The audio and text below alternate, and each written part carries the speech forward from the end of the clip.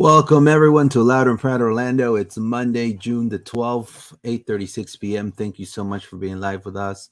If you're listening to us on your favorite audio platform, thank you so much for being with us. Drop us a like, subscribe to the channel, share it to your friends. We are Loud and Proud Orlando. We are ecstatic and super happy that we got pretty much kind of like a treble, 9 points. You got a great win at home against Colorado, right? A team that ended up with 9 men on the pitch. Then the Orlando Pride that stunned the whole NWSL. No one had the Pride beating, to me, one of the top contenders for the title, which is Portland. Great job from the back line of the Pride. I mean, to completely decimate the attack. And also OCB, that's on a roll. Also still unbeaten at home. So definitely stuff to talk about here with John. We're going to read all your comments. Completely. Drop us a like, subscribe to the channel, and let's go. What's up, John? How you doing? 9-point weekend, buddy. I mean, All right. what's not to like about that? We get that home win for Orlando City. OCB to continue to defend the fortress that is Osceola Heritage Park, and then the Pride win at home again on Sunday as well. So it's 3 home games, 3 wins, 9 points. What more can you ask for from That's right. from the club? Also, I Let me don't know drink. how many people know this, but they get special breakfast, all the staff, when they get. So every time, because I remember when I worked there, if all the teams win, then on the week after they get like a special breakfast. So whenever Oh, they wow. yeah, that's really cool, right? So if the That's teams really win, cool. the staff, they get rewarded. So I always think about that whenever I think about 9-point weekends. Oh, the staff's they're getting their breakfast. Well, they So deserve it. I want to say hello to Lucas, Hannah, everyone. So that's fantastic. And let me drink that feel good Kool Aid right now. I'm going to drink it. Because I think, it's 6 games, man. I mean, it's 6 games, man. I mean, Orlando is definitely playing much better. I do have to say it's not perfect because I did have to pinpoint. And let's start with this. Orlando through times have had difficult time adjusting when there's sudden change and rapid change. And I believe that Orlando could have scored a couple of more goals faster. They were already down 10, right? And when the half came, it was still 0-0, right? It didn't really, you didn't. And then when they went down 9, I mean, if you would have not scored at least 2 goals to a 9-man team, I mean, it would have been crazy. But I'm still consistent. I'm still persistent. All I care is winning, man. I honestly don't care how we win, but the crowd deserved it. The crowd deserved it. They were yearning for that home win after the Galaxy, and I think Orlando, still the effectiveness, we need to definitely, I mean, the playability and how they play offensively, it's right there. The substitutions were key, all of that. But now let's see what Orlando is going to do against the Ravs because no Pedro, no Wilder, right, John? What were your first takes of the game? I mean, I think the first thing was that first half for me reminded me a lot of the Atlanta game where we were creating all the chances and we were making a lot, but we weren't finishing and we weren't being clinical, So like the Atlanta game, we weren't clinical. Then we were very clinical, I think, against who did we play in between? I'm blanking now. The team before this. Who did we play? Luis, help me out here, buddy. The team before this, Yes, I'm man, losing it. It's been a crazy week. um, Whoever that was, we were clinical. I'm blanking completely now. it was the Red It was Bulls. the Red Bulls. Sorry. Yeah, Yeah, so we three were nil. very clinical against the Red Bulls. And then this kind of first half against the Rapids kind of was like the Atlanta game where we weren't being clinical, and it reminded me of that a lot. And so when they got the red card, and we still, for the rest of that first half, we still hadn't scored. I, like you, was a little bit like, we really need to, do something. Like we gotta be more aggressive in the second half. We need to see a change in the second half. And Oscar, I think, talked to them during that second half and said, "Look, we gotta be more aggressive than you're being. You got to create even more chances now because they're just gonna sit back even more." And I think we saw that in the second half. So I was really pleased with the fact that we took the game to them in that second half. Right? We didn't, we essentially said we're going to grab this game by the scruff of the neck and win it. 10 men, Exactly. 9 men, whatever. We got the job done. I do agree with you, though, that it could have maybe been a bit more clinical than it was. So that would be Right. me, having some negatives. And I think also maybe they had a couple too many chances for having 10 or 9 men on the field. And I understand that we were playing Mauricio as that second like a 8 Right. It's kind of next like an to eight. Wilder, and I think Oscar was basically looked at them. He looked at them anyway at the beginning of the game and said, "We're going to attack the whole time." So when they went down 10 men, his mentality was like just throw everything at them. Right. And so a part of that was putting Pereira a little bit deeper, which left us a little bit more exposed because we just had Arujo. So they had some chances because we were being so attacking. But I don't have a problem with that. And I think Oscar, like I said, I think he looked at that and he goes, if we attack the whole time with against 10 men, I have faith that we'll score, a goal or two and put this game away. Instead of, being more pragmatic and being like, oh, okay, we're going to be solid because we have, a man up. So I like that about him. But I think there was a little bit, maybe too many chances for them in that second half with, down to 9 men and they're still testing us. That shouldn't be happening, right? Right. I just put the lineup right here of both teams. Orlando dominated most attacking chances in the first and second half. I think in the first half, I saw tons of through balls were coming from both flanks, but no one was able to capitalize on those chances. In the beginning, Cartagena turned over the ball quite significantly. I do have to say. Then obviously his performance improved, and but the turnovers really. I mean, you got to close out the game. It kind of. I agree with you in a way that you were saying how kind of looked like an Atlanta game, like the Atlanta game. It was pretty much a carbon copy of it, in my opinion. What a difference it makes, I think, for our form, for Orlando's form, is how our wings, how they're overperforming everyone else. I mean, you're talking about Facu Torres finding his form finally. You have Kyle Smith that, in Kyle we trust, man. I mean, dude's like made out of adamantium or something. I mean, he's made out of some crazy. I mean, the dude is like all over. He's like a 2023 Jeep, man, like with brand new tires. Like it can go through anything. And then you have Santos, which is performing 10 out of 10, in my opinion, offensively and defensively now.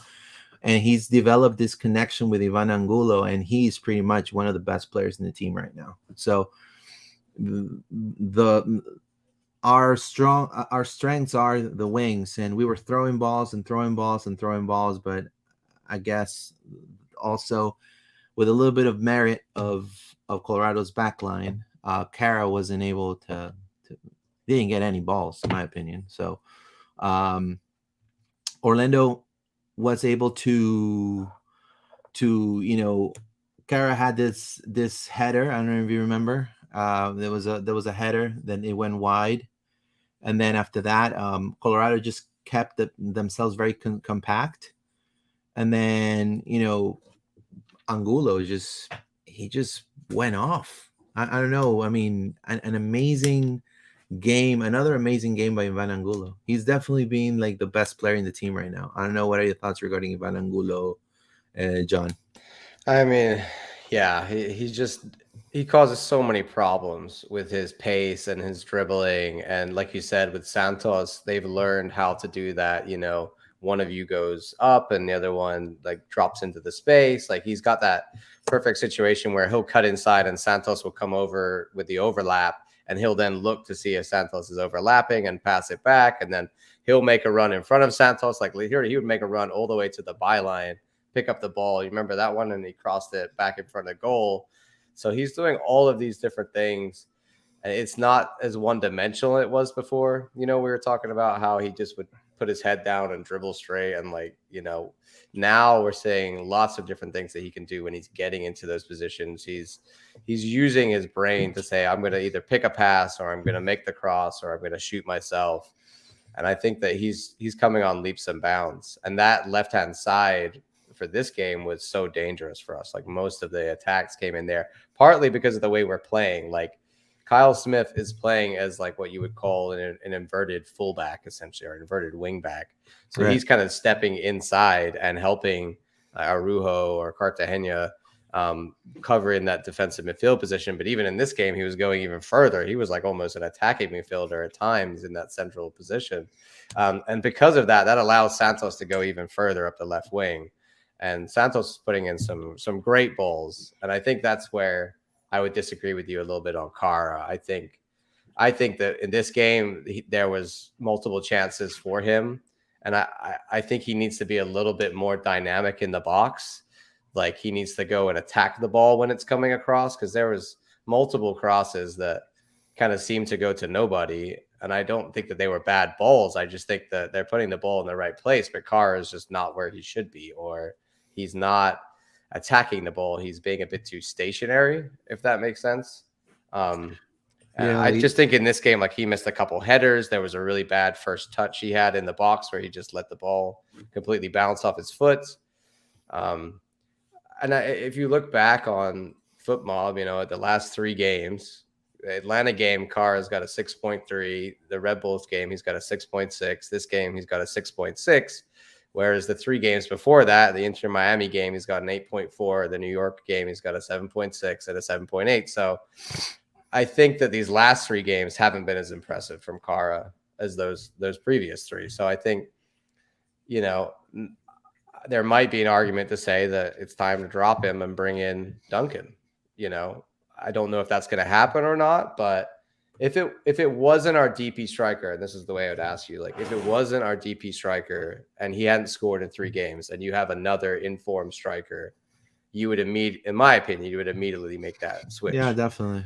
So Yeah, is it definitely. is it just because he's the DP that, you know, we're going to keep him in there for another game or so, or, you know, he's going to get a little bit more time when, you know, arguably if you're not scored in three, then I would say, you know, someone else needs to step up for a game.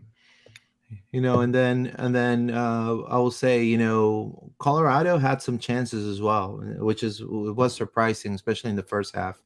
And we'll read your comments in just a moment. Just keep dropping your comments. Brian Galvan, uh, man, he did a broke.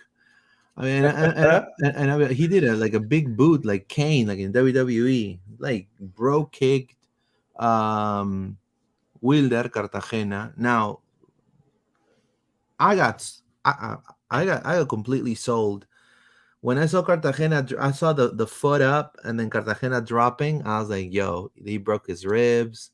Cartagena was like, oh my god, no, my ribs, they're rolling.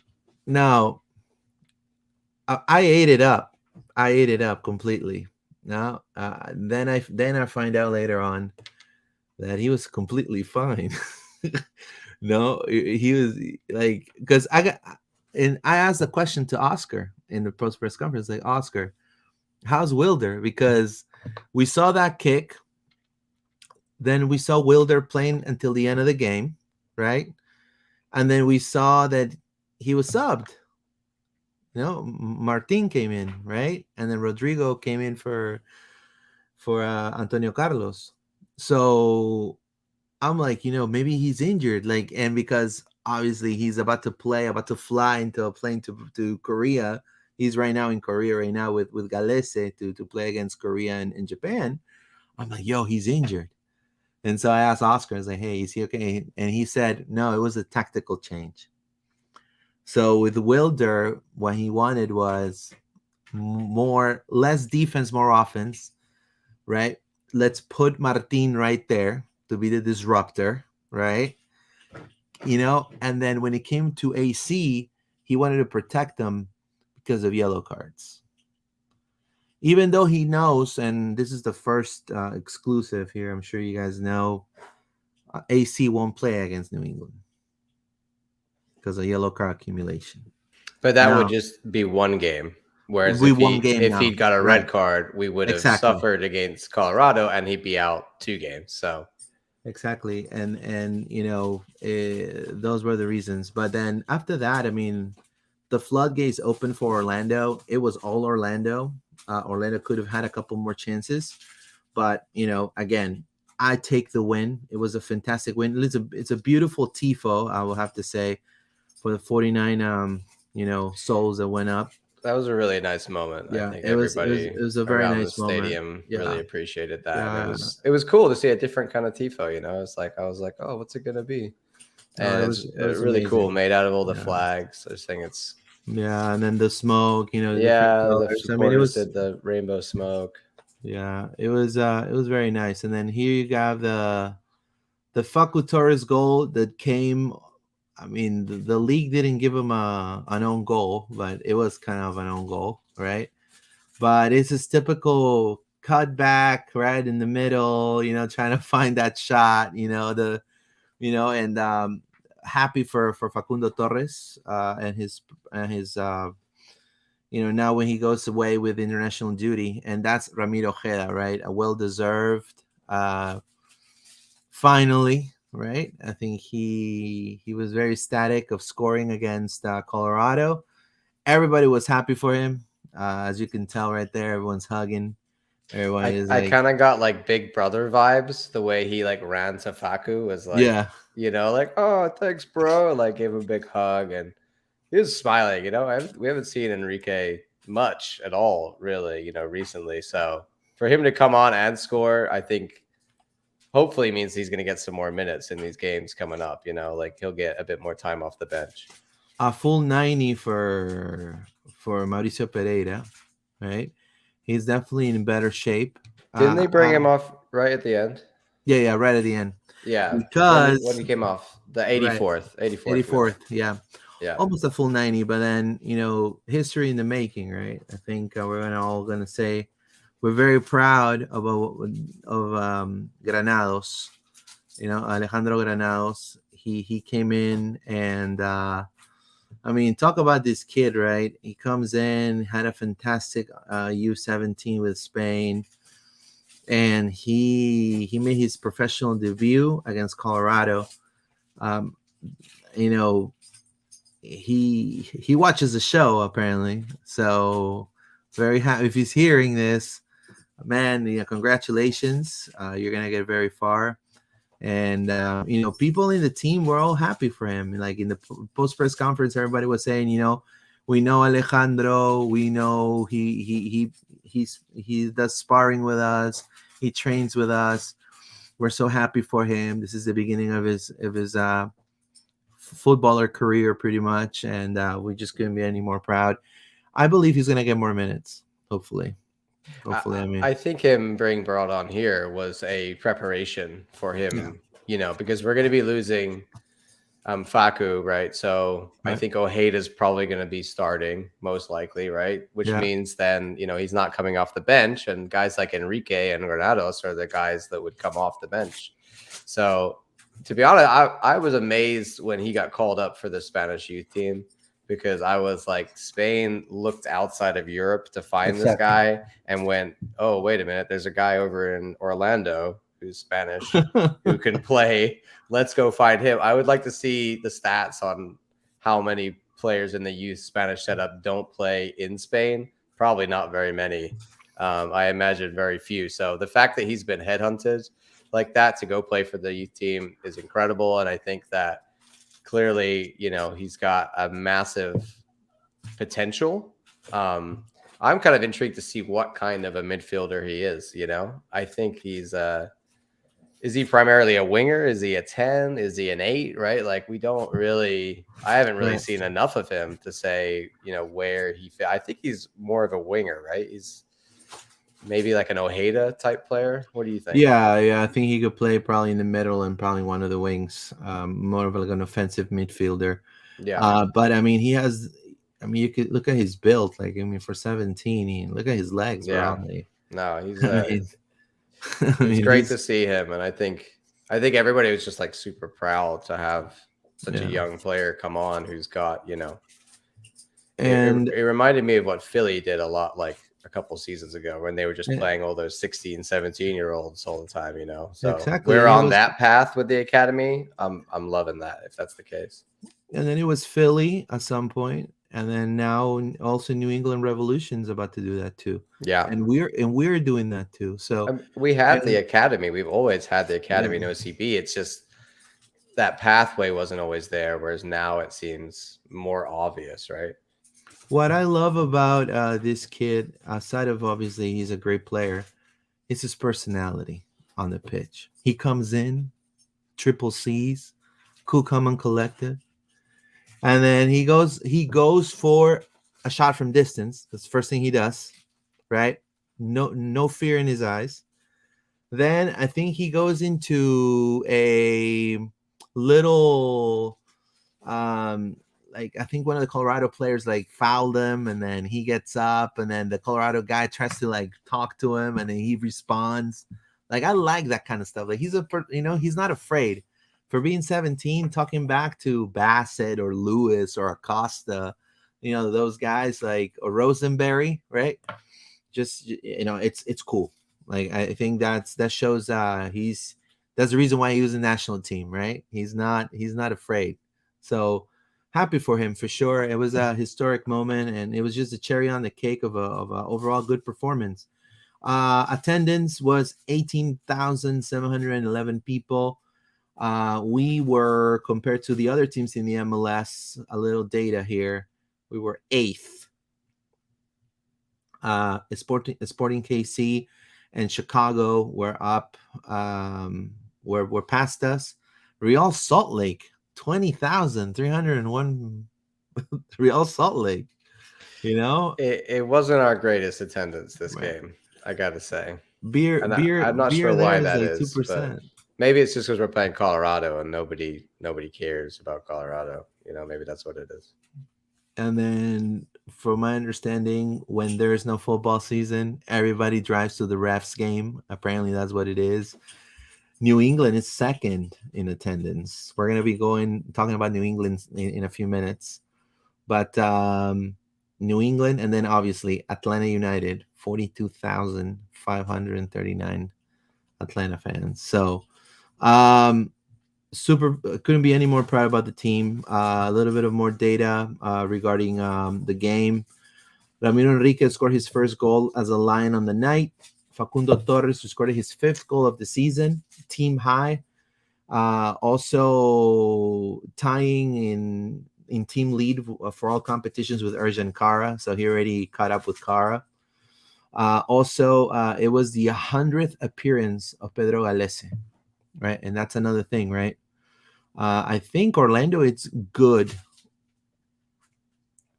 without Pedro. I think Mason has demonstrated that he he can step in his shoes and do a Yeah, solid yeah. job. I think Mason is like one of the better Yeah, backups in the league, really, exactly. to be honest. I think we're very lucky to have Mason. Like, he doesn't count against our salary because he's homegrown and he's quite happy to be the backup. Like, I think maybe one day he had aspirations of becoming a first team goalkeeper.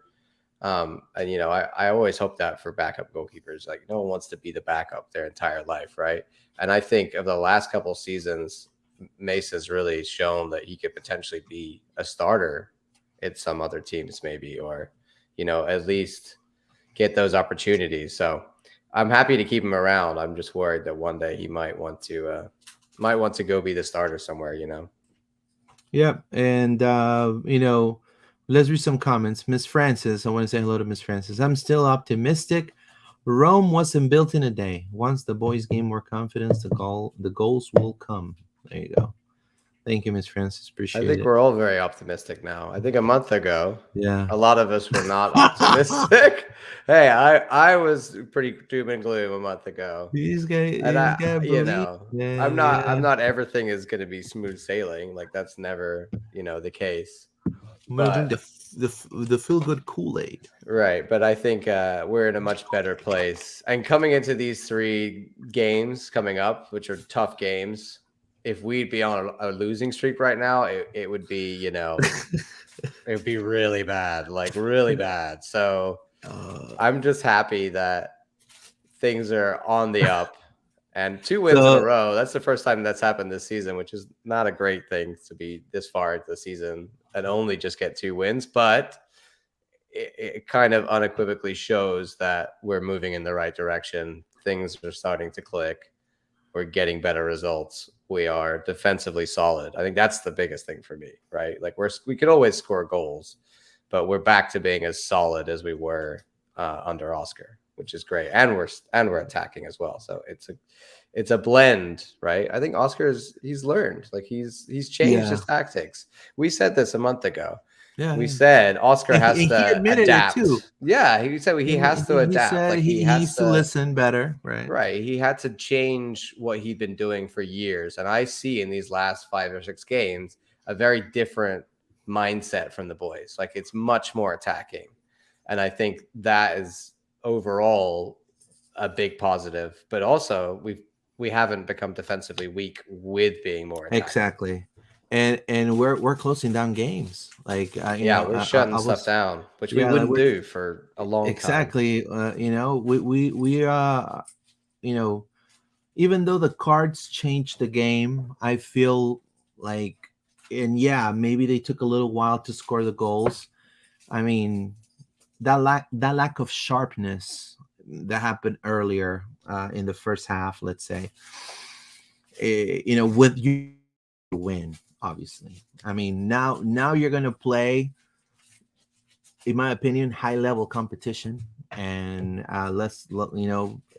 New England is gonna be a tough opponent, especially playing at Gillette Stadium, right? And now there's people on Twitter now that Messi is in the MLS. Leo, Leo. No. Wait, hold on, Excuse me if I don't chat for Leo Messi. hold on, hold on, hold on. No, it's not this guy. It's this Oh, guy. don't bring up the side. Leo, Leo, Leo. Uh, So, you so now, know, so um, now, some people were like on Twitter were very upset about this, and I understand why. I get it, but also this is just the beginning. Like for yeah. real. Like I if you mean, think this guy, they're gonna be everywhere. So you gotta just accept that the Messi fans will ap- be exactly. everywhere, and you can't, Apparently, you know. apparently, this gentleman bought he he bought his seat. He bought his season ticket. He's a season ticket holder because he loves Messi, man. And I'm telling you, this happened not too long ago with the Pride. Ashlyn Harris left the Pride to go to Gotham. All of a sudden, there's people that leave and they go where the star goes. In the That women's happens. game is Alex Morgan. They did the same thing when we Yeah, lost they out. did the We lost same a lot thing of fans who just exactly. follow Alex Morgan. They don't follow Orlando Pride. And yep, and same with when some other players like Sydney left. I've seen girls wearing Angel City shirts with Sydney in the back. So in the sport, you're gonna see stuff like this. Now with Messi is a whole nother level. Just watch Mbappe come here too. You imagine that.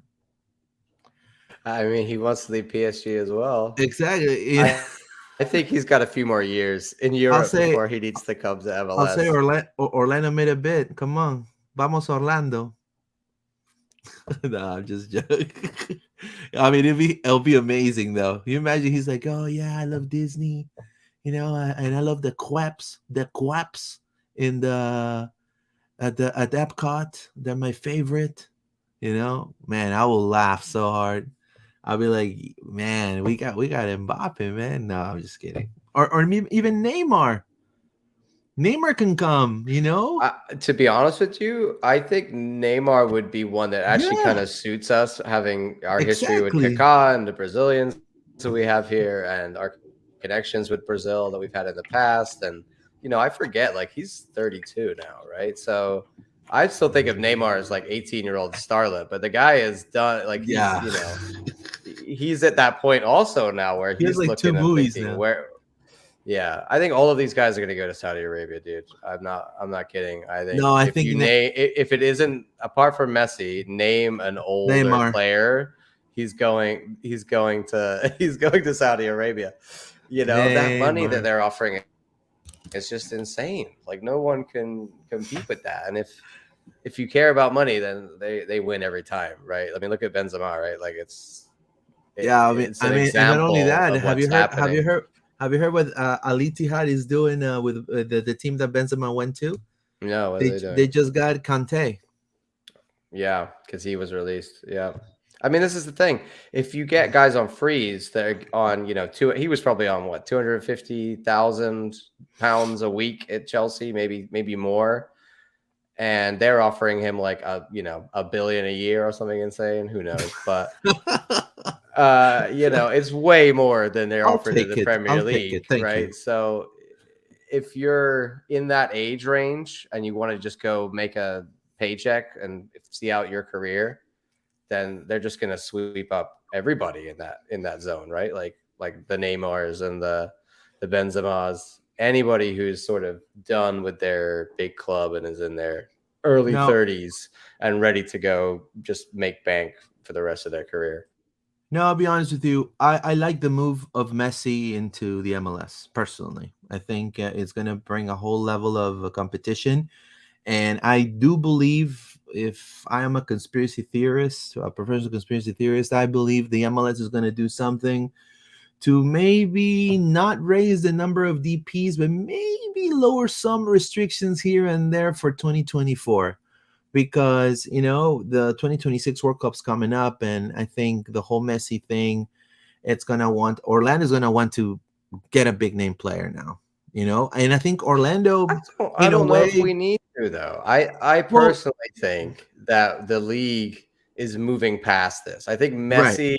Messi's the exception because he's Messi. Right. I mean, he's And Messi. He's the best ever, right, man. but if you look at the other older players that have come in, they haven't like crushed it Exactly. like they used to, right? That was in the Beckham era, that was the model. Find yourself some great DPs in from somewhere else, like from excellent DPs from Europe that can carry you to a thing. Now I think it's more what we're doing, where it's go find young South Americans and train them up and sell them to Europe. That is, I think, the model that we should be doing and we are doing. And I think a lot of, if you look at some of the more successful teams at the moment in the league, they're Yeah, doing like that. Nashville. They're not going after, like look at Right. Cincy, right? Like Yeah. they don't have any old DPs. They've just got Cincy. young Yeah. stars. Like they just sold Cincy. Brenner, right? This is the Exactly. model: is buy them in from somewhere in South America or Europe or whatever, and build them up, and then that's how you should have. Like we should have Yeah. DPs like Faku and And Ojeda I age and now, I not agree with you. not And I agree with Messi's you. age. I agree with you, but also in a way, because of our market, it's Orlando. Let's not forget. Cincy has the Cincinnati chili with all this spaghetti and the stuff on top and all that stuff. They got some good teams there, the Reds, all that stuff. Like, I mean, you're talking about Nashville, Johnny Cash, and freaking country mania there. And it's a great city. Now, Orlando, we're a little smaller market. So in a way, we already have a core. I mean, I'm not saying throw everyone away. Let's sign Busquets and let's make no, this is not the Monster. It's not a Space Jam. We're not gonna get Jordan and Patrick Ewing and everybody.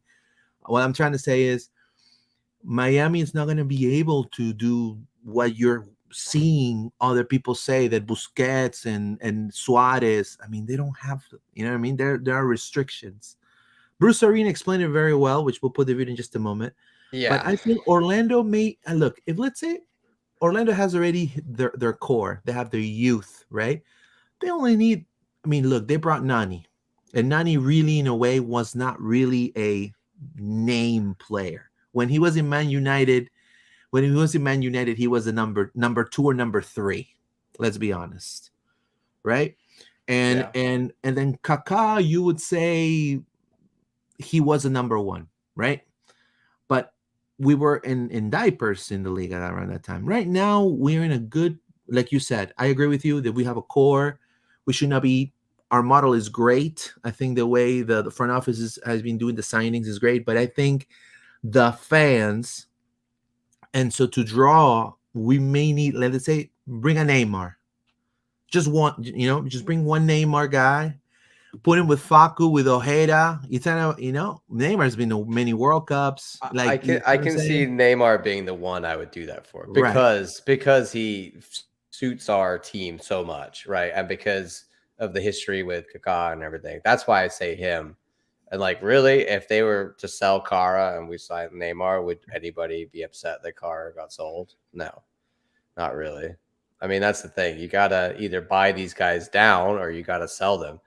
The Miami situation is very interesting because they have three DPs with Messi, right? So they have no DP slots. So they either have right. to buy down the contracts using TAM and all the fake monopoly money so that they can no longer have those guys as DPs, and therefore they could sign, Busquets as a DP. That's probably what they'll do. They'll find a way to buy down Campana or buy down whoever their other DP is. I forget. Um, However, the league needs to be really careful, I think, in this situation, because if we let them sign, 4 or 5 of these ex-Europeans like they want to, that there's rumored to, most of which I think they won't, but the league has already sanctioned them once for breaking the rules. So the league should be all over them as it is. The league should know that they have a tendency to not play by the rules. And That's right. therefore, yes, they helped them get Messi, and I'm all for that. I think Messi is great for the league. But the issue they can't do is they cannot let Miami just then sign whoever else they want, because you're going to create a situation where they're quite obviously breaking the rules, and other MLS teams and owners are going to see that and they're going to be upset. And it's just going to be obvious that they're not within their wage limit, right? Like, it's only so much you can do within that budget. I was literally, when they signed, who was it? They signed, who's the defensive midfielder they got in trouble for? I'm blanking Oh, today, man. I can't think. Matuidi. Matuidi. When they signed Matuidi. Matuidi, literally years ago, I did the calculations in my head and went, "Wait a minute, they've already got, they've already got they had Oops. Pizarro, and Yeah. they Oops. had the Higuain, and I was like, wait a minute, they don't have space for this. And then years later, it comes out, oh yeah, we hid some money for Matuidi. No, So this is what the league has to be careful of, like yeah.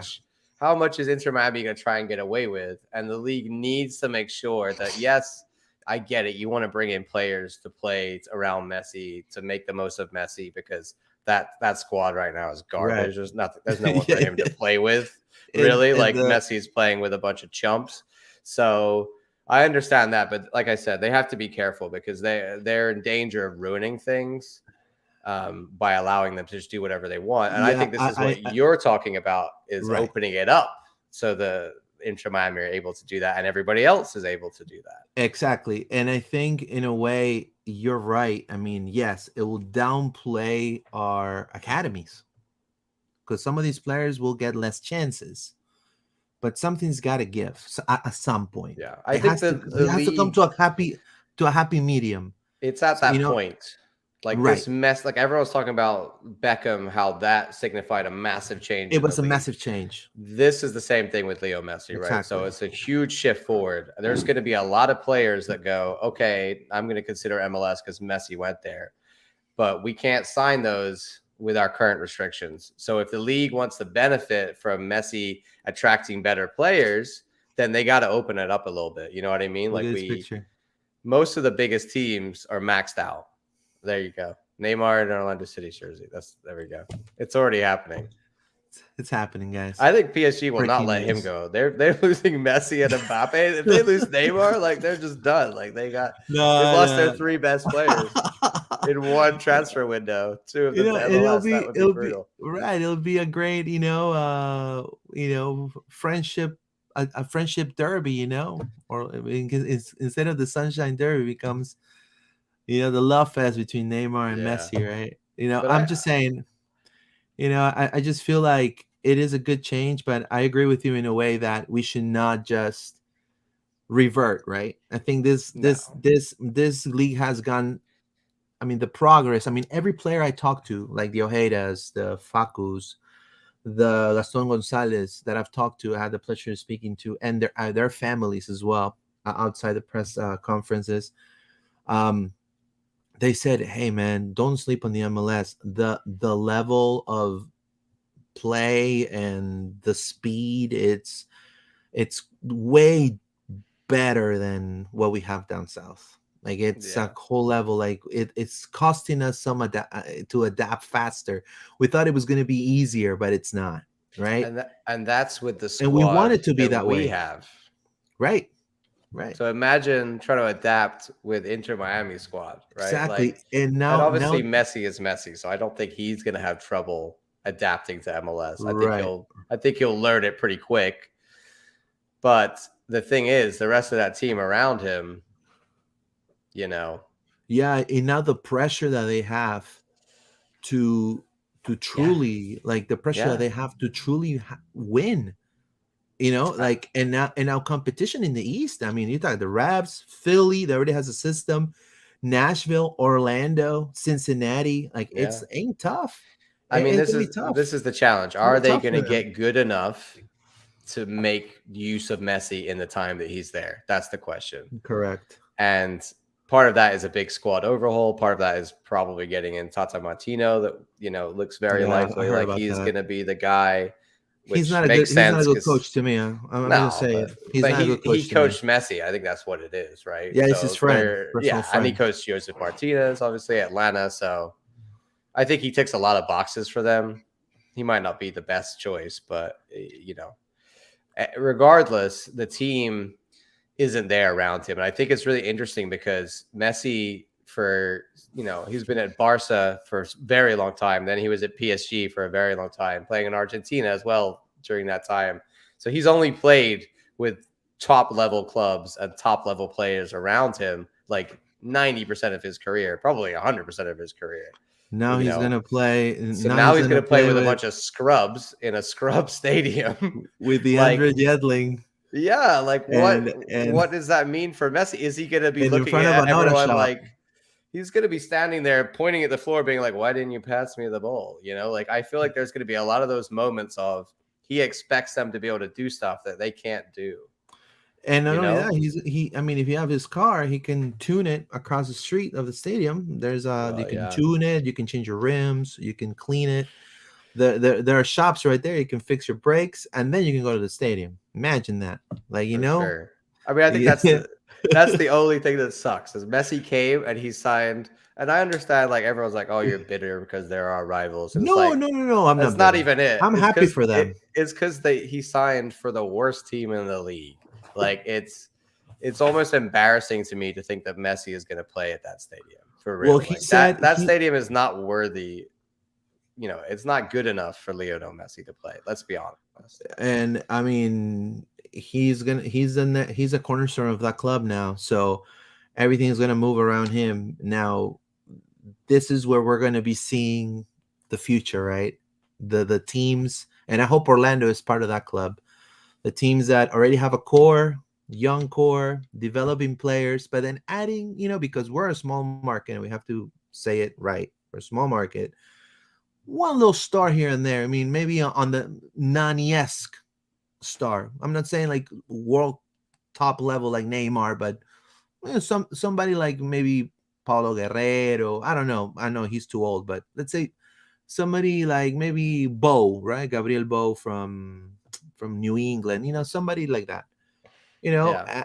And the Nashvilles and the Cincinnatis, and then we're gonna see what Inter is gonna do. You know, Yeah. so and I think that's the interesting one is that if we were to go after somebody like that, it would almost have to be Kara because Ojeda and Torres have got like potential resale value in the future. Kara is like 28. I don't think we're going to get any money for him in the future. So if we're going to open up a DCP slot, it's going to be him, I think, over anybody else. Or we might sell one of the other two in the future and then bring in. But I agree. I think it would be nice to have two young DPs and one kind of like you said, star name. I think that's Yeah, a nice yeah. I mean, balance. that's why I said. That's why Yeah. we were kind of joking. But You know, that's why I think that Neymar fits in a the way. big thing for me is like just because they sign Messi doesn't mean we have to go out and sign Exactly. that. That's the No, no. reaction. I'm like, no, this is not how this Exactly. Thank works. you, Like, John. yeah, I Just think, because they signed Messi, that doesn't mean that we have to go and get yeah, like, hey, Zlatan, come back, bro. Or we can have to go to hey Ronaldo, um, come back, man. Let's do the last dance. The last dance. The last dance here. Right, no, we cannot give away all the progress. no, We cannot give no, away the house don't for panic for because for they did for that. th- It's yeah, we're Messi has 3 years, man. yeah, stay in our lane, focus on what we're doing as Exactly, a club. We're in exactly. a very good place. We're progressing forward. We're way Correct. higher up the table than they are. Don't No, panic just because they signed no. Messi. The phenomenon of Messi, it's not over. You're gonna see fans that buy season tickets that are Messi fans and not Orlando fans, Oh and yeah, people Orlando fans are gonna have to, in a way, respect that in a way, for sure.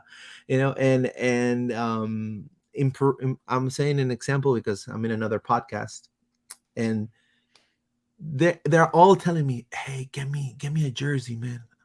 What jersey? But you're over there in the United States. You Yeah, right. just give me a jersey. It's probably cheap right now. So from whom? Orlando? No, the Messi, man. Give me the Messi jersey. Give me a Messi. I'd They hang want an up. in. I just hang Right, up. I'd they be want like, an Inter. I'm done. People want to get now an Inter jersey just because of Yeah, Messi, man. of I'm course they telling you. do. So But I will say this: when we play them, I think you're going to see more Argentina, PSG, Barca jerseys than correct. Inter Miami jerseys in that I stadium. agree. I And wholeheartedly that's the agree. big like it's gonna happen. They're gonna be all over the stadium. Yeah. My only thing is like this club has to be good about keeping them out of the supporter section because we saw that during the Tigres game and it was bad. Like there was Mexico jerseys and Tigres jerseys everywhere in the wall. Yeah. And we Yeah. just we just I don't want that. Like just leave us the wall just for the Orlando fans. The I Messi agree. fans can be elsewhere in the I stadium. agree. I agree with you. If they want to pay their $4,000 ticket, pay it, bro. But leave the supporter section Well, the for the club has very supporters. clear rules on what you Exactly. can and cannot I wear. So agree. they just got to enforce that. That's all. Exactly. And I think we're in a good shape. And I'm glad that we kind of talked about this a little bit because yeah, I mean it's been everywhere. And Yeah. that people are calling me saying, "Oh, are you gonna go cover Inter now? Right? Are you gonna go?" It's like, no, man. Just when I Orlando mean, plays with I've us. been trying to listen to my regular podcast for the week, but they're all just messy Yeah, podcasts it's all now. messy. So, Yeah. yeah. So, Mr. J Santos 7, as a Papi out fan, uh, I would love a situation where we're talking about extending the man at the end of the season, begging him to stay. I mean, if Please, Oscar's turned it around to that point where he's earned it, then please great. don't go. You know what I mean? Like, I think that it's a long season. Let's not forget, right? Like, it's a month ago, I would have been close to you on that same, potentially Oscar might have to see the door if things get worse. He's turned it around. Awesome. And I think that we're on the right path. But if we end the season, like ninth, Yeah. are we going to be asking Oscar to come back? I'm not sure we will. So it really all depends at the end of this year. I think. Would you say, Luis? Where's that like threshold on where we finish for the season that you would have to say yes or no for you? If it was like top four for me, that's like 100% Oscar come back. I think Yeah. it obviously not making playoffs is, you're not getting Yeah. your contract renewed Yeah. if we don't make Yeah. playoffs. That's for If you don't, sure. if Orlando right now loses every single game, including two home games coming up on June 21st and July the 4th, like you're talking about like one, two, three, four, five L's in a row, Yeah. and then it awaits us 50,000 people in Atlanta, July 15th. And let's say we lost against the Salt Lake, so that's like 6 games we lost. Like, and then yeah, I mean, we're ready to throw the season away because we ain't gonna make the playoffs. Yeah. I At mean, that this is the point, thing. It's a but long season. And this it's a summer lo- historically has not been good to us. yeah, So I'm hoping that we can have a good summer. Also, Leagues Cup yeah, is this whole other thing that I don't exactly. even know Leagues what's gonna Cup, happen during Leagues Cup. Leagues So Cup. In my opinion, I mean, this is just my personal opinion. I think Orlando needs to focus on the MLS Cup. I think Orlando has a good chance to comfortably pass to the playoffs without struggling, and just let the kids play the League's Cup, man. I yeah, I mean, agree. I have Fabi, yeah, have them play. 100%. Like I want to see a combo of the fringe Orlando City squad and an OCB squad play those League Cups games because I don't want to risk like our first team squad on a tournament that I don't think is that important to us. I think it's more important that we do better in the MLS this year than we try and win another cup. We did that last year. This year, I want all of our best players to be fit and ready to come back when the MLS season starts back up. Let's read a Nani type. Yeah, I Yeah. mean, Nani came. His career in Europe was done, and Yeah. his career in Europe was done. He didn't want to go to South America. He didn't want to go to Australia. But if you He if you ended look at the best strikers in the league, none of them are stars. exactly, and You know, Nani they're not Nani they're was a not the old DPS. There's no Drogbas or Ibras out there doing, bits like Chicharito's done no, nothing this but year no, and now Chicharito. I and feel so now bad he's for LA done for the Galaxy. year. So LA Galaxy was the has he team that I scored a was. goal this year? Is Oh, he gonna have a he's zero horrible. season? He might. I have to look that up. Chicharito. I was going for the Galaxy to win the U.S. Open Cup. Believe it or not, I was thinking, you know what, make a cool comeback. Cinderella story. But Yeah. I highly doubt that's gonna happen now. And now, and that's what I'm saying. Their model is completely outdated. When's the last time you heard of a good academy player from either Miami or LA Galaxy? Yeah, Miami's that's not in their and and and, agenda. and that's scary in a Yeah. way. And then you have New England, for example. New England, their academy, the U19s, they just became MLS Next Cup champs. Our academy is one of the top in the country.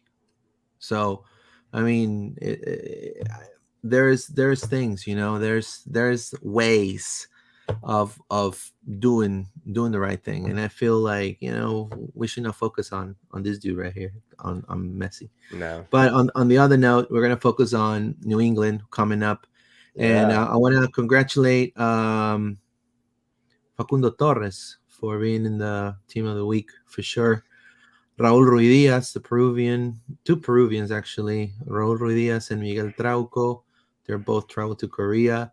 And then this is the guy that we need to truly watch out for right here. How is Zelarayan not in this team? I have no idea. I don't know why Hector Herrera is in this team, or Douglas Costa for that matter. Did you see Zelarayan's goal, by the way? Yeah, He scored freaking the he fun. scored the Rooney from deep midfield, but apparently that doesn't get you in the team of the match day. Exactly. That's incredible, man. That's What? that's that's That I makes no just sense whatsoever I don't to know me. who make This I don't guy know who scores made an absolute golazo and doesn't make the team of the week. unbelievable. Yeah. And then I will say we have to watch out for Carles Hill. He's the best player in that Yeah. squad. I mean, he And runs that team. We got to shut him down. yeah, if you shut down Carles Hill, and I said this, I think last time we play last year when we play New England as well. Um, if you shut him down, their whole mid breaks down. And now they have added, how before it was Tejan Buchanan. Now they added this guy, which is a monster, the Juan Jones. Yeah. I mean, that kid's a monster, man. That kid's a I can freaking see him beast. being obviously he just got called up for the US national team. Like Exactly, he's for going to be at the a Gold top Cup. level right back in this league. You can already Yeah, see that he's got all the assets. to become probably one of the best right backs in the league. I think. I mean, he's gonna be he's a step 3 steps up than the Adrian Gendling in the national team. I mean, Yeah, this kid's like another level, and he could play in Europe. I think next season probably if he continues performing well in New England. And I think I'm that's telling the you, the general idea with the U.S. national team roster. Like DeJuan Jones at what is he like 19, 20 years old is looking better than like a peak Yedlin, right? So it kind of shows you how that level is stepped up since the Yedlin generation to this generation, and just some of the talent that's coming out of the youth, you know, the U20s, like they were killing it at the World Cup. So, and Mikey's in that list for yeah, sure. yeah, Mikey's in that list for sure. But I mean, this kid looks super ready. And drawing back and talking back about Orlando, how do you stop Carles Hill without Cartagena? And how do you stop DeJuan Jones with Kyle Smith and without Antonio Carlos, right? And now I know the Juan Jones likes to cut in and likes to look for contact. So in a way, Antonio Carlos definitely could have had a tough time. Now we have Rodrigo Schlegel. So probably our back four for this game would be Kyle, Rodrigo, Robin, and then Rafael Santos. I don't know what are your thoughts regarding that. You're muted. My bad. I agree. I think, yeah, it's just a straight swap Schlegel for Antonio. Schlegel did really well last game, and I think it was a smart move by Oscar to bring him in because and they had a lot of pace, Chicago, in that line, and that's kind of what happened to Antonio. He got beat for pace, and he just kind of had to make a last second challenge. So Schlegel doesn't, he has a bit more pace, right? And he tends to be a bit better at covering those balls in over the top. And so I think that it's a pretty simple switch, one for the other for this game. Yeah, so and the whole point is, I mean, I am a little concerned regarding the Juan Jones like completely overpassing Kyle Smith. I think Kyle Smith in this game, I think the backline needs to play very conservatively. Now, who? So if you have Galese and you have Kyle here, right? Because Petrasso, I heard that Petrasso may be coming back. That's another thing that I've heard. That it's getting close to return. I don't think they're going to force him though, but he's getting close. So if you keep this back four to Kyle, there will be Rodrigo, right? And Robin, Yep. right? And then And then Santos at left Santos. back. Now, my question is, who do you put in the middle? Now you don't have Cartagena. Obviously, Araujo is going to be there. I think. I mean, I think for this game, there's only one answer because we need the defensive solidity, and that is Felipe. I think it for me, it, and I know Oscar last game put Mauricio back at the 8th, but I think with Torres being out, Mauricio is definitely going to be at the 10. So he's not playing the 8, and I don't want him to play the 8 for this game personally because I think we need that double pivot solidity that we've had with both Arujo and Cartagena. And Felipe is a like for like replacement pretty much for Cartagena. They can do the same things. He gets stuck in. He's gritty. I just don't I want. think I mean, I last think time that's Felipe. for me the obvious answer. Don't you feel that when Felipe played last time, he kind of like really didn't do much? I I'm not like super excited about Felipe coming in. I will say that. But I think that you need somebody who has the skills defensively, and there's no one else in the squad really that against New England I would feel comfortable as a defensive midfielder. Maybe Dagger Dan, but he hasn't seen a lot of minutes recently, so I'd be surprised if he gets the shout in midfield. Do you have another idea outside of Felipe? I mean, obviously, you're probably gonna flip out. I mean, Dagger Dan, right? I mean, I mean, he's. that's what I was saying. Yeah, I I mean, mean, it'd be cool, but but I I don't think don't. it's gonna happen. That's the I thing. don't think he. I would I don't love think. it. I don't think he gets a break. I would actually say, and this is gonna sound crazy, but I would say play three, cut, cut them loose, man. Like we truly make an impact to completely decimate Carles Gil. And you're gonna put Felipe Araujo, and I'll put Dagardan right here, man.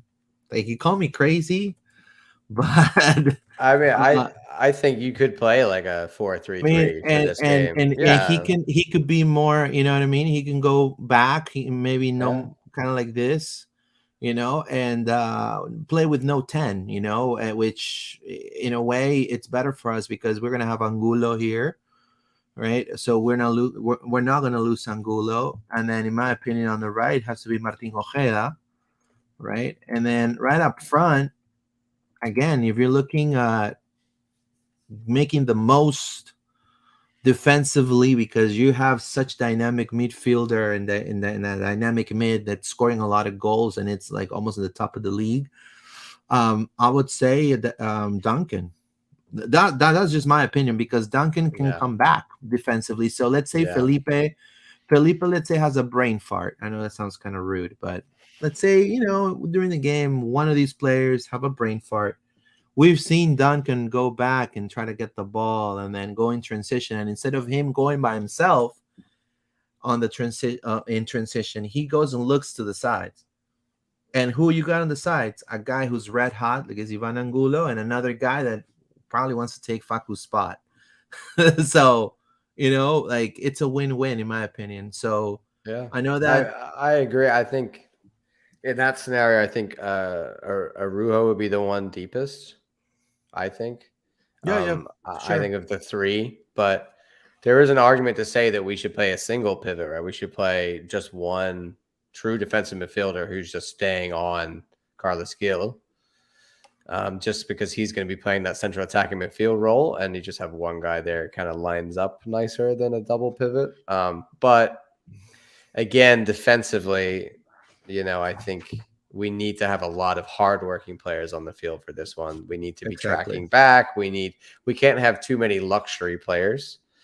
And this lineup would give you, really only Ojeda is the one there that I would say maybe doesn't do too much defensively, whereas the rest Right. all put a good shift in on Right. the And then you defensive side help, of the ball. and with this system, I mean, look, I mean, this is gonna sound crazy, but with this system, Kyle loses the ball. Daggers right here. Rodrigo is too slow to run on in transition because the one Jones is going crazy. You got Araujo, and this you see, and then Felipe. Let's say Santos loses the ball, so you see it's covered. Yeah. And then if you retreat with Duncan in the back, then they could reorganize, and then Ojeda and Angulo may track him back too. I So think it's going to be interesting whether Kyle is going to be doing his inverted fullback role in this game, right? Because right, I don't know if we're necessarily going to be the ones who dominate the ball in this game. And yeah, sometimes that's why we're doing so well on the road is because we're in a counter-attacking team. So maybe we just want to set up the team to be the best counter-attacking team we can possibly have out there, which would be a lot of pace, but with mainly a defensive, squad. I think Oscar's gonna go I think he's gonna do the 4-2-3-1 with Mauricio in the 10, yeah. Ojeda right wing, Angulo left wing, Felipe instead of Cartagena, With and no Dagger here's Dan. I my would love to see Dagger Dan, but I don't. Yeah, I me just too. I would I love don't to see see it. I Dagardan. think Because yeah, look, if El Prof is looking, he's probably laughing at me right now. But I mean, the reason why I say that is because I feel like okay, that team that I just put in with Dagardan on there and Araujo as a true six pivot and two defensive mids right there, no 10. It's to withstand the attacking onslaught from New England.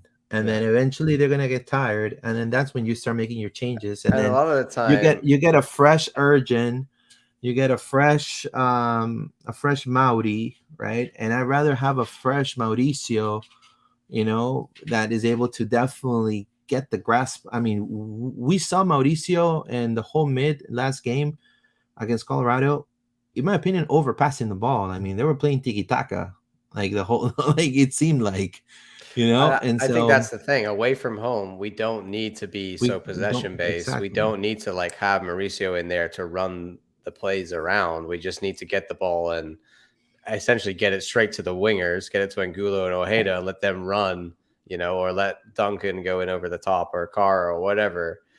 It's all about the fast paced attack. It's not about the slow buildup. And Mauricio is there at home to help with the slow buildup. You know what I mean? So, in a lot of ways, I think you're right. I think that maybe away from home, we benefit from not having Mauricio in there, and that a Dagger Dan type gives you more flexibility, and he's not holding up the ball as much and passes it quicker, etc. But I don't see Oscar going for that. I think what you've lined up now, Right. Yeah. most likely I'm going with with Kara that. instead of Duncan. So I think Oscar will do Galese, Kyle, Oh no, no, it's not gonna let's Rodrigo, say. Robin. Sorry, it's Sorry, not Mason. Galese, Mason. You put Yeah, I Galese in totally. just I'm by used to default. already putting Yeah, that. right. Sorry, Mason. So it'll be Mason, Kyle, Schlegel, Robin, Santos, Arujo, Felipe, and then right wing Ojeda, Mauri at the Mauricio at the 10, Angulo at the left wing, and probably Carr again, I imagine. Um, for what I've heard Um, online but if and there's some of any the change that would be justified, it would be, I think, letting Duncan have a start. yeah, and why it's so important to stop um Carles Hill? It's because Carles Hill is one of the top assists, leading in assists in the MLS. Thiago Almada is with 9. Gazdag from the Dupe, Philly, 8. Leo Chu from the Sounders, and then Carlos Hill right here. And then Cucho, another guy who we don't even want to remember Cucho. Yeah. You don't want I to mean, I remember. think Carlos Gill is like a straight up number 10. You know what I Yeah. mean? Like he is an attacking central midfielder through and through. Whereas like, some of these other guys, Almada's got like more of an attack, he's a bit more versatile, whereas Carlos Gil is just straight up like he's Mauricio, essentially. Like imagine Mauricio, but in his prime. That's Carlos Gil, really. And then we have also good news regarding um, the Orlando Pride. All right, they won against Portland. I want to say. Yep. Let me. The Portland Sorry, guys. Thorns, Oh, there you go. Okay, you guys can see it. a Yeah, 3-1 win. yeah, it's a 3-1 win. And now why is this so important? You probably say, well, because after watching this game, I believe this is a turning point moment for the Orlando Pride when it comes to the league. I mean, Portland is probably the best team in the league, the best team in the NWSL right now. And for this young squad to totally like make him look like this little, like non-existent, and literally the defense, Haley McCutcheon was amazing. The whole back line, Strom was phenomenal. Like, I mean, they play with such heart.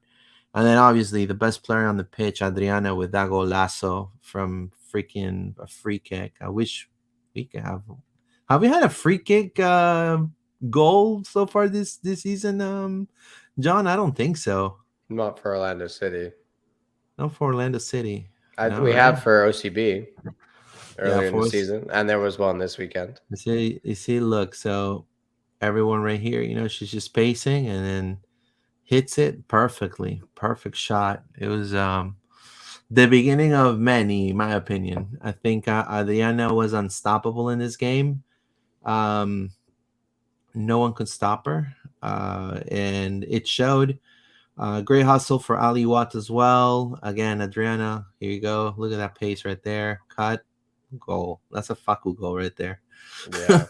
That's a straight up Faku goal. I mean, she's the star. You know, she's the 10. She's the even though Marcha's there, you know, she's taking the limelight a bit for Marta. Um, and she's a Brazilian Yeah. winger, right? That's what she is. She's a Yeah. Brazilian winger. She's Neymar in female form, and she's killing it. And then that's Messiah Bright right there. She's amazing striker. So I mean, this team has so much potential. I also saw a lot of more people in this game, which I want to give kudos. And they're playing exciting football, and it shows. And I mean, everyone. I mean, I'm so happy for Seb and Giles Barnes and everyone there in the team. I mean, they're playing phenomenally. Hopefully, this is a turning point of events for the Pride, and then they can make the playoffs, right? Hopefully, having two Orlando teams making the playoffs, that'll be great. Look at Ali Watt right there. Wow. You know, um, I think the most important thing is exciting. You know, like a lot of these people in the stand look like they're excited and they're enjoying themselves. And I think there's a period where the Pride games weren't so exciting because they were just yeah, they never really got going in a season. It just was not fun to watch them struggle every year. And this year they seem to be a lot freer. They seem to be more just expressing themselves on the field. And Seb has found a way to get the most out of this squad. And even like Marta's look at that. Like she's looking yeah, she's better looking good. than maybe when she first signed with us. So she's having a resurgence and so many stars in this squad that are coming out that we didn't see before, right? Like you were talking Right. about with, Strom and I think the other one, Haley is McCutcheon. yes, that's what I was going Yeah, to mention. And I mean, Morehouse is and coming on Morehouse is every great. game, and Yeah, there seems to be not only that core of like, okay, these are our star players, but even the players that we didn't really know much about, or weren't really sure what kind of level in the squad they would be. Those people are even starting to show. So I think for the Pride, it's all plus, and this ends a little bit of a 2 game, you know, defeated streak, as it were. Right? They lost the 2 before this, so it was nice to nip that in the bud and allow them to kind of not go on a too deep a hole and kind of turn things around quickly. and then you got Orlando City B, maintaining their unbeaten record at home with a 4-0 shutout victory over FC Cincinnati. Juninho, Almaguer. I mean, they're playing phenomenal. Jack Lynn with a freaking amazing goal, man. And we saw the comeback of Luca Petrasso. Comeback of Luca Petrasso in his MLS Next Pro debut, earning the start in which served in his first minutes of action since April 15th. They Play, missed. playing left wing in this Yeah, OCB game, by the way, not left exactly. back, left wing. Left wing. Yeah, he missed 2 months due to injury. He played 59 minutes, and then it was replaced by Franco Perez, who also made his return to the pitch due to injury. And Orlando City B is having a phenomenal season. Jack Lynn with an amazing goal. I would say is a golazo, man, from distance outside the box. And then Juninho also taking advantage of the free kick goal, 2-0.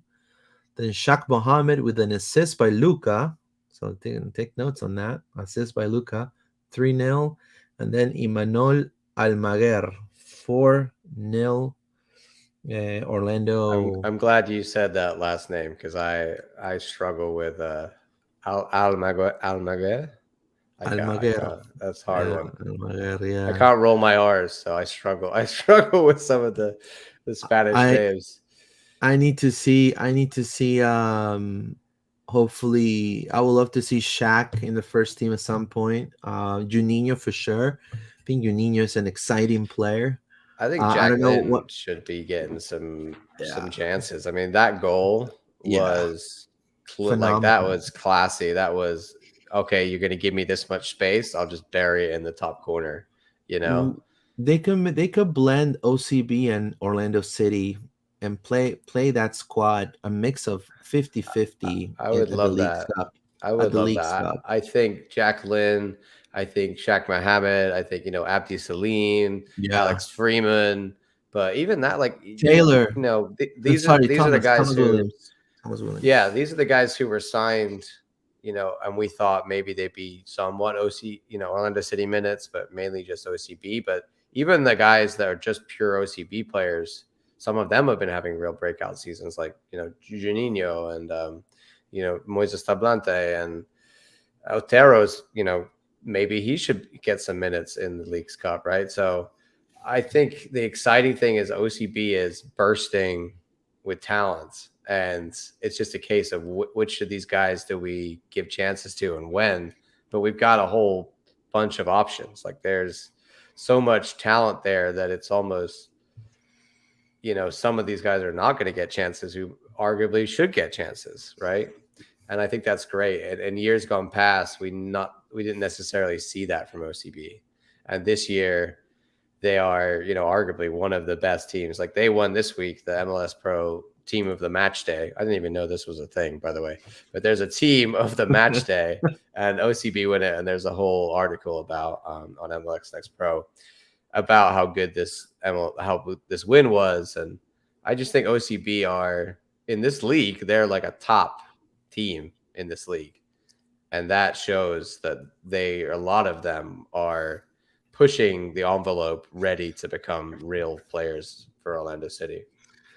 Yeah, I encourage everyone to go see an OCB game, man. I The mean, they're playing. fortress that is Osceola Heritage Park.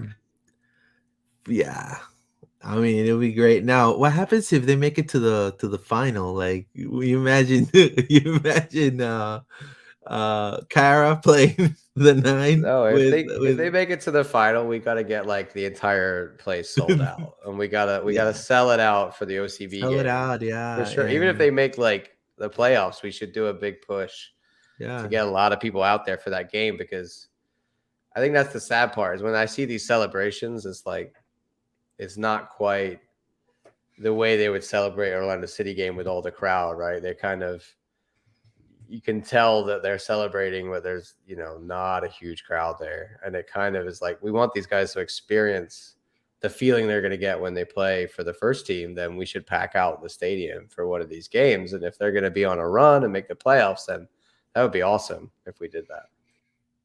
there is another one. There's a lot of players saying, "Oof." He didn't say that. That's crazy. He says, "This game is so cold, like the pitch of Orlando City." Look how people are putting on Twitter, guys. Unbelievable. Look at that. They're already starting the troll madness for Messi, right? Oh, I was trolled a lot for Yeah. my built not bought post. Yeah, Oh yeah.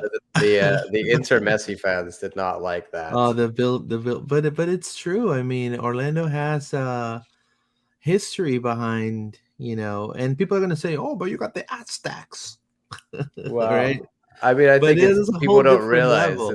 it's in reference to the franchise building a fan base, Exactly. not buying a fan base. And I They was all there. thought that I was talking about Kaká being purchased. I'm like, no, Uh, that's not what I'm and not talking only that, Kaká. I mean, think about it. At that time, Orlando, obviously, Kaká, Ballon d'Or. I mean, one of the best players, Brazilian players to ever play the game, but also very injury prone.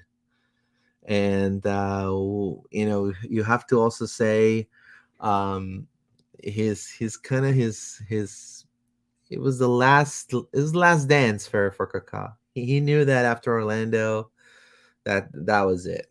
No, and But so I think it's like we were talking about at the time, the league was in a completely different yeah, place than it is completely. now. So at the time, it was, yes, he's the most expensive player on MLS because he was such a big star, right?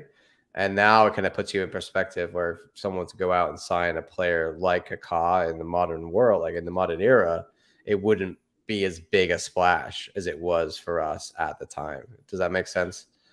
Yeah, it does make sense. And I want to add also some words from Wheeler Cartagena. He's in Korea right now. He just arrived with Pedro Galese yesterday. And he said this to DirecTV Sports from Lima, Peru. Llegar a la MLS me ha servido de mucho en el tema físico y mental. Arriving to the MLS has helped me a lot in my physique and my mental toughness. That's what he said. So he's improved. He feels like a better player coming to the MLS. He's gonna, and I believe so too. I think he's physically fit. He started looking like that player from that played in Argentina a few seasons ago. That people in Peru were calling out for him to be the starter eight. To sit to put away Pedro Aquino, who was playing in Cruz Azul, was playing in León at that time, and say, hey, no, give Wilder the chance. He's playing in Argentina. He has the captain armband, so he's definitely, this is a good look for the league. He's in Asia right now, representing not only Peru but also Orlando City in the MLS because he's an MLS player. So I mean that's fantastic, and so. But anyways, I want to thank everyone that's been on with us today, live. If you're listening to this is going to be in on audio form on all platforms: Spotify, Apple Podcasts, you name it. Thank you so much for your support. Subscribe to the channel. That's the best thing you could do, is spread the word with your friends. Drop us a thumbs up. More thumbs up means that YouTube will recommend our video to more people. And John, any last what's your score for against New England? Ooh, I didn't think about that one. Okay, I'm gonna go with. I think it's gonna be a 1-1. 1-1. What do you think? Oh man, I think they are a very good team, and we I are obviously said on a good streak, but we haven't played anyone of their caliber in a while. I pulled the miracle. 1-0 Orlando. Kyle Smith goal. I mean, we're great on the road. Odds are we get another win. I'm actually, of these 3 games, I'm more worried about Philly than I am the other Yeah, two because of yeah, our amazing away form. Like, I think 6 points out of these next 3 games would be awesome. yeah. So hopefully Three that points I'll happens. take. And are we having a show on Thursday or this is next week? It'll be next week. So because of Yeah, double so double yeah, game so week, so next week we're having a show we'll Monday and do, Thursday, yeah, Monday right? and Thursday. We'll do I'll be going Wednesday next week to the Philly game. And so that's why I would have a double podcast. But like Luis said, please subscribe, follow, 5 stars on Spotify, 5 stars on Apple Music. I don't know about Apple Music. I don't know how that works. Apple Podcasts. Apple Podcasts. But And yes, wherever you if listen or follow or engage with us, whether that's on Twitter or we have the Facebook group, which you guys are more than welcome to join. We can post a link for the Facebook group. Luis is not able to run it at the moment, but I'm still running it, well, I keeping just things created I alive. just created I just created a new one. I'm Okay, gonna good. I'm gonna add you guys. All right, cool. So we might You have guys some have to change. add me to the group. We have to add Luis back into his own Facebook Yeah, group. yeah. But But it's been overall, it's great, and I think you guys are awesome. But please, like and follow and share and all that stuff because it really helps us, and we don't get paid for this. We do this out of our own time, out of the love of the club. Luis is driving back and forth every time from yeah, I Tampa, put from I've put St. Pete. yeah, I've put 90. My car now has 91,000 miles, and Wow. I have to trade it in. Yeah, I'm gonna have to get a new So car.